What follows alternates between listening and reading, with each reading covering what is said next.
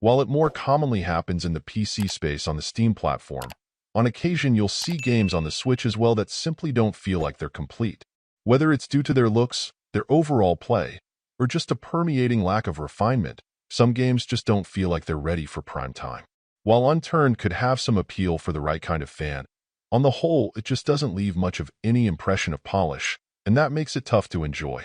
Essentially looking, and in many regards playing, like a zombie apocalypse mod to Minecraft, Unturned will pretty unceremoniously drop you somewhere on a map and leave it to you to survive.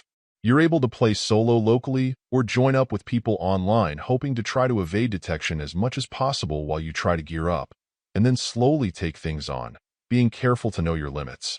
In terms of online play, checking in numerous times, it seems that unless you have friends you're planning to coordinate play with, you can't rely on there being many, if any, viable options other than creating one yourself and hoping for the best.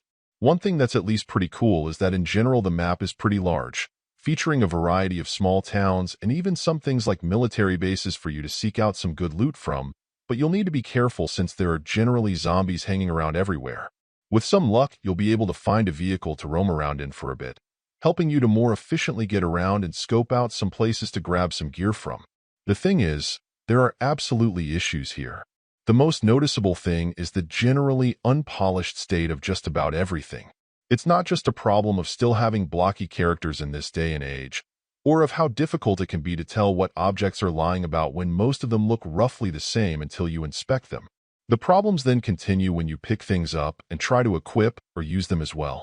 Since there's no meaningful in-game guidance, you're mostly left to suffer through experimenting, but I can't say that anything felt at all intuitive.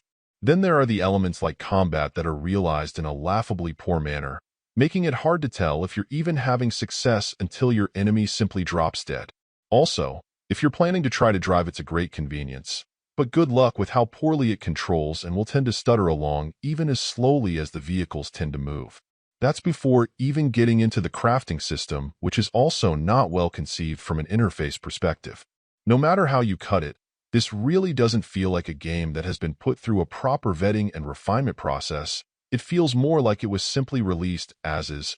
This sort of experience isn't unusual to see on Steam, perpetually stuck in an early access state, but it really isn't something you'd expect to see on a console system where the prospect of seeing meaningful updates in the future is probably quite poor.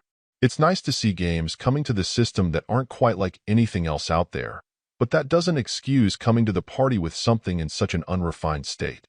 Overall, my final score for the game ended up being a 5.4. And if you're interested in picking it up, it's currently available on the Switch eShop for $24.99. Thank you for taking the time to listen to this review.